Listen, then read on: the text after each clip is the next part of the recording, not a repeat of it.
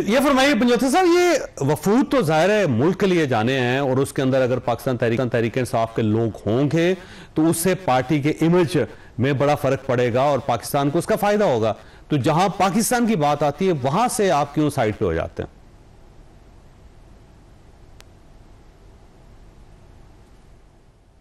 नहीं, मैं आजर पंजोथा साहब से तक मुझे लगता है मेरी आवाज नहीं जा रही। शौकत भाई साहब दोबारा आपकी तरफ आना। तो ये एक अजीब सा इनिशिएटिव लिया उन्होंने कि स्पीकर साहब को उन्होंने कहा है कि स्पीकर साहब जो भी पार्लिमानी वक्त बनाएंगे उसमें पाकिस्तान तहरीक इंसाफ का कोई शख्स शामिल नहीं होगा। On the parallel Umar Ayub Khan को वज़ीर आज़म ने ख़त लिखा, उन्होंने जवाब भी दिया है और बंदे भी प्रपोज कर दिए हैं election commissioner, chief election commissioner और 2 मेंबर्स की तैनाती के लिए। तो ये अजीब सी स्ट्रेटजी नज़र आ रही है कि कहीं हम तावन करेंगे कहीं तावन नहीं करेंगे। लेकिन आपको याद होगा इस पॉइंट को एजिटेट किया था सेनेटर शिबली फराज साहब ने ऐवान में, इनके मोअज़्ज़िज़ कॉलीग हैं, उन्होंने कहा था कि हाँ अगर हमें नहीं शामिल कर रहे तो फिर हम अपना अलहदा भेजेंगे। वो ये नहीं था कि जी हम अलहदा भेज रहे हैं, बल्कि वो ये था कि हमें शामिल नहीं किया, प्रोटेस्ट किया कि हमें शामिल नहीं किया। एग्जैक्टली। लेकिन अब ये जो चीज़ आई है, ये तो फिर जो हम पहले बात मैं कर रहा था कि वो कन्फ्रंट्रेशन है ना, कि कुछ भी हो जाए। मसलन ये 6-7 मई वाली रात से पहले PTI के कायदीन कहते थे कि खान साहब को रिहा करें, किसी APC में बिठाएं ताकि मुल्क की सलामती के लिए हमारा इत्तेहाद का एक। लेकिन इसमें भी कोई शक नहीं है, मैं मुझे कहने दीजिए चर साहब, इजाज़त दीजिए कि उन 4 दिनों में PTI हो, नून लीग हो, पीपल्स पार्टी हो, पाकिस्तान की यूथ हो, सब पाकिस्तान की बात कर रहे थे। इसमें उन 4 दिनों में मैं नहीं कह सकता, मैं खैर अब भी नहीं कहूँगा कि कोई अगर डेलीगेशन नहीं जा रहे तो मैं कोई फतवा लगा दूं या कोई मैं लेबल लगा दूं। लेकिन ये है कि जो पॉलिटिक्स चल रही है इस वक्त, जिस कन्फ्रंट्रेशन की 2-4 एग्जांपल मैंने आपको पहले दी, तो ये अनएक्सपेक्टेड नहीं है, ये ऐसा ही होना था। मैं वैसे एक बात ये ऐड करना चाहूँगा कि लेकिन जब ये कन्फ्रंट्रेशन चल रही थी तो बहुत सारे लोगों का रोल बड़ा ख़राब भी था, बिलखुसूस PTI के लोगों का।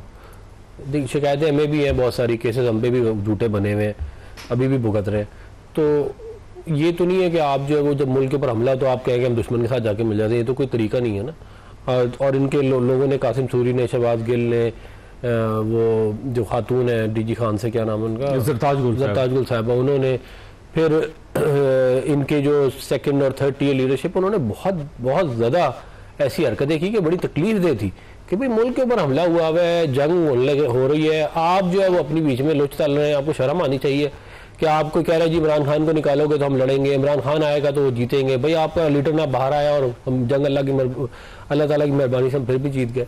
और कुछ लोगों ने, कमाल है आपका, बगैर इमरान खान साहब के आपने राफेल तैयारी करा ली, उनके बगैर जो इकॉनमी को भी डील कर लिया, उनके बगैर ये भी कर लिया। और इनके एक मौसूफ जो है, उनका मैं नाम नहीं लूँगा, वो ये क्या है, वो इंडियन प्रोपेगेंडा को पेडल कर रहे थे अपने सोशल मीडिया से। बाकायदा वो इंडिया कहता था कि हमने फैसल मस्जिद के ऊपर मिसाइल मार दिया, तो इनके लोग कहते थे हाँ हाँ हमने गवाही दे रहे हैं, हमने खुद देखा है। हालांकि झूठ था, कोई फैसल मस्जिद पे कोई मिसाइल लगा ही नहीं। इसी तरह की और भी हरकतें इनके लोगों ने की हैं जो बड़ी इंतहाई गिरी हुई और घटिया हरकतें थी कि आप उनको भुलाना भी चाहें तो आप नहीं भुला सकते। ठीक हो। और सोशल मीडिया पूरा भरा पड़ा, आप जाके देख सकते हैं जो बात में कह। अच्छा पंजोथा साहब, ये फरमाइए कि जहां पे पाकिस्तान को जरूरत है वहां पे भी आपने कहा कि हमारा कोई शख्स किसी वफ्द का हिस्सा नहीं बनेगा, तो इसका मतलब ये हुआ कि पाकिस्तान का मुकदमा लड़ने के लिए भी आप तैयार नहीं हैं?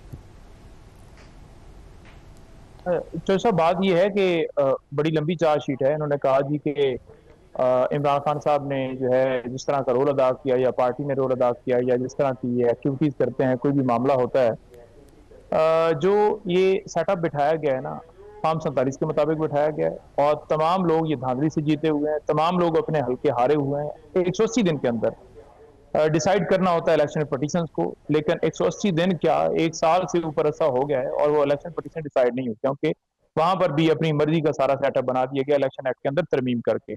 चीफ इलेक्शन कमिश्नर और उसके मेंबरान की मुद्दत पूरी हो गई है। वजीर आजम साहब कह रहे हैं कि जनाब वो तो 26 जनवरी से ही उसकी मुद्दत पूरी हो गई है और हम उमर अयूब साहब को दावत दे रहे हैं। तो भाई इस चीज का उस लेटर के अंदर ये भी कह देते कि किस कानून के तहत वो अभी भी वहां पर बैठे हों। इस वजह से, क्योंकि वो आप को जितवाने के अंदर उनका पूरा रोल था। इनकी वजह से बैठे हुए हैं। और दूसरा ये है कि अपोजिशन लीडर अगर मिलेगा प्राइम मिनिस्टर से तो फिर ही चेंज हो सकेंगे ना इलेक्शन कमिश्नर।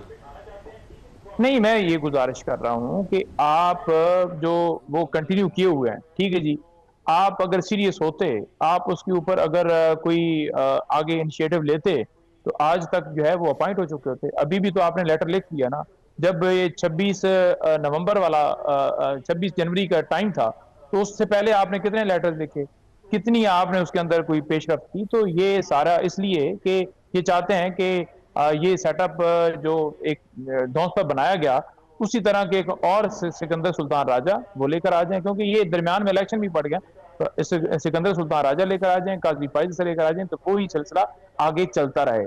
इनको कोई सरोकार नहीं है पाकिस्तान के आइन से, इनको कोई सरोकार नहीं है पाकिस्तान के कानून से। ये सिर्फ चाहते हैं कि ये इस मसरत के ऊपर बैठे रहें, इनका इंटरेस्ट पाकिस्तान नहीं है। मेरा सवाल बड़ा सादा है वैसे योता साहब कि अगर कोई वफ्द बनता है पार्लिमानी तो ज़ाहिर वो पाकिस्तान की एडवोकेसी करेगा इंटरनेशनली, लेकिन आपने कहा कि ना हमारा कोई सेनेटर जाएगा ना उसके अंदर एमएनए जाएगा, तो इसका मतलब ये हुआ कि जहां पाकिस्तान को जरूरत है वहां पर भी आप शामिल नहीं होंगे, किसी वफ्द का हिस्सा नहीं बनेंगे। तो ऐसा पाकिस्तान को जरूरत है रूल ऑफ लॉ की, पाकिस्तान को जरूरत है अवामी मैंडेट की हुकूमत की, और वो जो आज वजीर आजम होना चाहिए था, बिठाना चाहिए था, वो आज अडयाला जेल में है इस वजह से क्योंकि वो नजरिए पे खड़ा है। कोई एक केस भी उस पर सच्चा नहीं है, तमाम केसेस झूठे हैं। आज अगर इमरान खान बैकफुट पे हो जाएं, माफी मांग लें, इनके मुताबिक वो डील कर लें, चुप कर जाएं, जैसे नवाज शरीफ साहब 10 साल के लिए जो है गारंटी देकर चले गए थे, तो उस तरीके से जो है वो बच सकते हैं। लेकिन इमरान खान अपने मौके पर कायम है। पाकिस्तान की इन्होंने बात की, इमरान खान ने अडयाला जेल से स्टेटमेंट दी पाकिस्तान के हक में, पाक फिजाइया को, हमारी फौज को खराज तहसीन पेश किया। आप मुझे बता दें, नवाज शरीफ साहब ने एक स्टेटमेंट दी हो जंग के दौरान, कोई यकजहती का मैसेज दिया हो, वो तो खामोश हो गए। उसकी वजह क्या थी? क्योंकि ये यार हैं। वो नवाज शरीफ साहब के घर में मोदी साहब तशरीफ लेकर आते हैं और वो जो मरीम नवाज साहब उनको अंकल कहती हैं, तो उन्होंने क्यों मोदी के खिलाफ कोई बात करनी थी? तो हमारी मुहिब्बुल वतनी का कंपैरिजन इनके साथ ना लगा। अच्छा, वैसे ना एक प्रियोता साहब थोड़ा सा कोर्स ऑफ हिस्ट्री जो है ना उसको ठीक करने के चक्कर में आपको याद होगा कि इमरान खान साहब अभी प्राइम मिनिस्टर नहीं बने थे, वो यहाँ से खसूसी जहाज लेके वो दिल्ली गए थे और जाकर नरेंद्र मोदी के साथ उन्होंने मुलाकात की थी और एक बैट भी उनके हवाले किया था, उसके ऊपर साइन करके भी। तो इस साइड पे तो ज़ाहिर मोदी चल के इस साइड पे आए, आप चल के मोदी के पास गए थे, वो याद नहीं शायद आपको। आपने ये देखना है कि जब पाकिस्तान का मामला हो तो उसके अंदर इमरान खान साहब ने मोदी को ललकारा या नहीं ललकारा, नवाज शरीफ साहब ने मोदी को ललकारा या नहीं, इमरान खान ने ललकारा, नवाज शरीफ चुप रहे। तो ये यारी जो है ना वो आप देखें, आपके कोऑर्डिनेशन है, आप मुख्तलिफ के साथ आपके रवाबत हैं। अच्छा, ये अफराज साहब की बात सुनिएगा। देखिए एक अल्टरनेट रियलिटी होती है। इमरान खान ने कहा कि हम अमन के खां, लेकिन उसको कोई अल्टरनेट रियलिटी करती है दुनिया के अंदर कि अगर आप एमको की जन्नत, अफनान साहब की बात सुनिएगा जी। देखिए, अगर कोई एमको की जन्नत में रहना चाहे तो उसको आप निकाल नहीं सकते उसके अंदर से, ये हर किसी का अपना सवाबदीद होती है।